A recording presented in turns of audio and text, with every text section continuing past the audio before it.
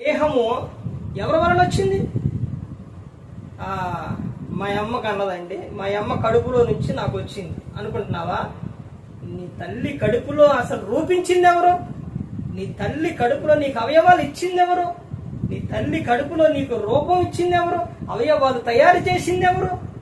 అది ఎవరు తయారు చేసింది అక్కడే చెప్తున్నారు. ఏమని చెప్తున్నారు? మీ దేహము దేవుని వలన మీకు అనుగ్రహింపబడి ఉన్నది. ఎవరి వలన? దేవుని వలన. ఆ దేహంతో దేవుని మహిమపరచాలి, దేవుని పని చేయాలి.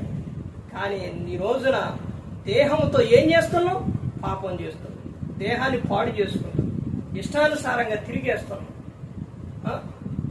తర్వాత ఇంకా ఏమని చెబుతున్నారు అక్కడ?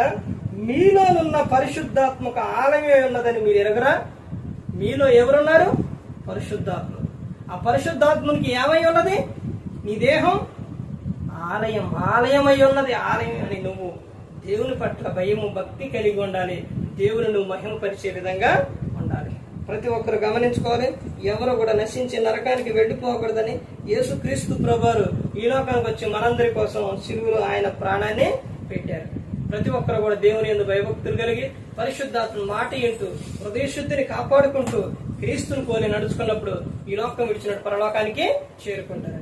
మరి ఈ విధంగా నిలబెట్టి మాట్లాడించిన తండ్రి అయిన దేవునికి కృతజ్ఞతలు స్తుతులు చెల్లిస్తూ ఇంతవరకు శ్రద్ధగా ఉన్న మీకు ప్రభు పేట నా హృదయపూర్వకంగా చెల్లిస్తూ మాటలు ముగిస్తున్న అందరికీ వందనాలు.